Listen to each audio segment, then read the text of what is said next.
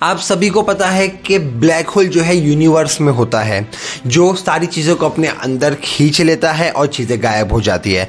उसी तरह से अगर बर्मुदा ट्रायंगल को अगर दुनिया का ब्लैक होल कहा जाए तो गलत नहीं होगा। ये एक ऐसी जगह है जहां से गुजरने आने प्लेन, शिप्स या कोई भी चीज को ये पूरी तरह से निगल के गायब कर देता है। यहाँ तक के सुपर पावर कहे जाने वाले देश भी यहाँ से जाने से डरते हैं। कहाँ है वो सारे शिप्स जिसे ये जगह ने निगल लिया था? और क्या ये भी पॉसिबल है कि यहाँ पे गुम हुए सारे लोग आज भी जिंदा है, बस हमारी दुनिया से दूर किसी नजरबंद इलाके में? तो जानेंगे इन सारे सवालों के जवाब आगे इस वीडियो में। इस वीडियो को एंड तक जरूर देखना, क्योंकि इस वीडियो के एंड तक आपको पता चल जाएंगे बर्मुदा ट्रायंगल के सारे राज। तो सबसे पहले जान लेते हैं कि बर्मुदा ट्रायंगल आखिर क्या है। अमेरिका के मियामी, पुएर्टो रिको और बर्मुदा को जब 3 इमेजिनरी लाइन से जोड़ा जाए तो मौत का ये ट्रायंगल बनता है, और इसी ट्रायंगल के अंदर के एरिया को बर्मुदा ट्रायंगल कहते हैं। ट्रायंगल्स को हमेशा शक की निगाह से ही देखा जाता है, हमेशा ट्रायंगल से ही रिलेटेड रहती है कुछ ना कुछ अनकॉन्शियस चीजें।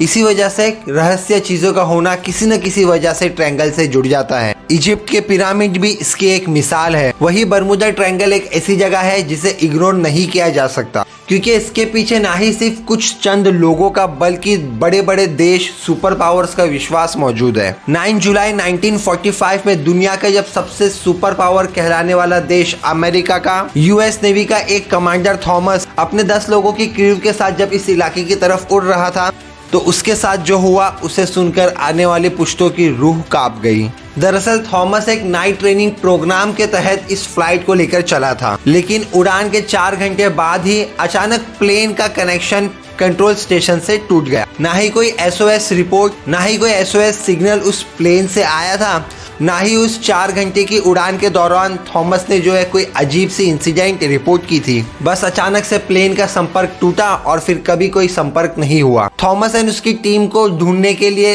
अगले 10 दिन तक रेस्क्यू ऑपरेशन चलाया गया अमेरिका गवर्नमेंट के थ्रू, लेकिन वहां पे उन्हें एक सुई भी नहीं मिली। सिचुएशन को अभी समझा ही जा रहा था कि तभी फिर से 5 महीने बाद टॉर्पेडो बॉम्बर्स के क्रू को एक अलग ट्रेनिंग मिशन के लिए बर्मुदा की ओर भेजा गया। सब कुछ प्रॉपर्ली होने पर ये छोटा सा मिशन करने के बाद सभी फ्लाइट्स को 2 से 4 घंटे में वापस आ जाना था। बर्मुडा में लेकिन बर्मुडा में घुसते ही प्लेन में बैठे सभी लोगों को एक साथ घबराहट महसूस होने लगी। कमांडर को दाल में कुछ काला लगा। उसने तुरंत मिशन छोड़कर वापस फ्लोरिडा जाने को क्रू को आदेश दिए, लेकिन तब तक शायद बहुत देर हो चुकी थी। और जब एक पायलट ने फ्लोरिडा का रास्ता ढूंढने की कोशिश की तो उसका कंपास जो है वो बंद पड़ गया और कहीं पे भी पॉइंट करने लगा। सुबह के लगभग 4 बज रहे थे। आसमान पूरी तरह से साफ था। उन्हें लगा कि वो सूरज को देखकर फ्लोरिडा का पता लगा लेंगे, लेकिन फिर अचानक साफ आसमान को काले बादलों ने ढक लिया। क्रू ने बिल्कुल भी हिम्मत नहीं छोड़ी और वो लगातार फ्लोरिडा स्टेशन को भी ये सभी बातें बता रहे थे। लेकिन फिर कुछ वक्त के बाद सभी प्लेन का फ्यूल खत्म होने लगा और फिर कुछ देर बाद फ्लोरिडा स्टेशन से कनेक्शन भी टूट गया। मतलब साफ था कि कुछ बहुत बड़ी इंसिडेंट हो चुकी है। उसी दिन फिर एक रेस्क्यू प्लेन उन लोगों की खोज के लिए भेजा गया, और ये प्लेन हवा में तो उड़ ही सकता था, उसी के साथ पानी में तैर और लैंड भी कर सकता था। और अगले 1.5 घंटे बाद ये प्लेन जो है बर्मुदा ट्रायंगल पहुंचता है, बट ये प्लेन भी फिर कभी वापस लौट ना सका। इन सारे इंसिडेंट्स के बाद अगले 5 दिनों तक 100 से भी ज्यादा मिशंस अलग अलग रास्तों से जो है इन लोगों को खोजने के लिए भेजे गए, पर ना ही कहीं प्लेन्स मिले और ना ही कहीं क्रू मेंबर्स की लाश। बर्मुदा ट्रायंगल की कहानी इतनी पुरानी है कि आप तभी पैदा भी नहीं हुए थे। कहते हैं बर्मुदा ट्रायंगल की मिस्ट्री इतनी पुरानी है कि जब क्रिस्टोफर कोलंबस ने अमेरिका की खोज की थी तो उन्हें भी इस रास्ते में बहुत अजीब सी चीजें दिखी थी।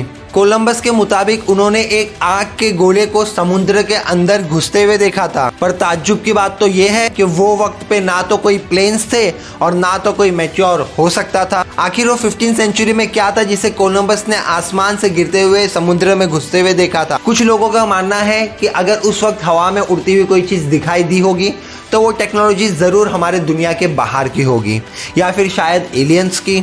इस तरह की बातें उस वक्त आम जनता में उड़ने लगी और ऐसे में फ्लाइट्स का आना जाना इस जगह से जो है बंद कर दिया गया। और ये एक तरह से इस बात का सबूत था कि सरकार भी इस बात से सहमत है। 1947 में एक, 1948 में 2 और ईयर 2000 आते आते ऐसे 30 से भी ज्यादा इंसिडेंट हो चुके थे। और ये सभी इंसिडेंट सिर्फ आसमान में उड़ते हुए प्लेन्स तक ही लिमिटेड नहीं थी, बल्कि पानी में चलती हुई बड़ी बड़ी शिप्स में भी साफ मौसम में भी कंपास खराब हो जाया करते थे। कभी कभी तो इतनी तेजी से मौसम बदलता कि बड़ी बड़ी लहरों के सामने ये शिप्स बह जाती।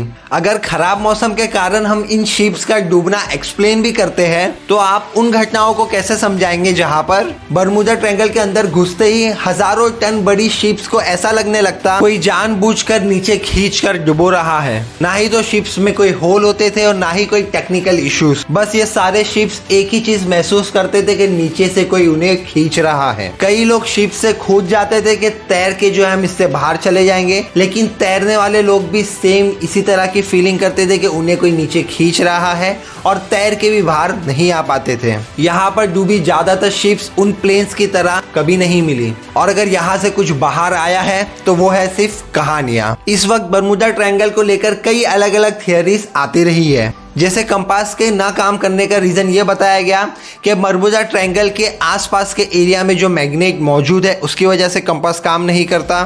मौसम में बदलने को लेके भी नासा ने ये बताया कि इस इलाके में हेक्सागोनल क्लाउड्स की मौजूदगी है। हेक्सागोनल क्लाउड को सबसे पहले नासा ने अर्थ पे नहीं बल्कि सैटर्न पे देखा था और ये क्लाउड्स एक हेक्सागोन की शेप में होते हैं जिनके अंदर हवा बहुत तेजी से सेंटर के अंदर घूमती है जो किसी भी एरोप्लेन को डिस्टर्ब कर सकती है।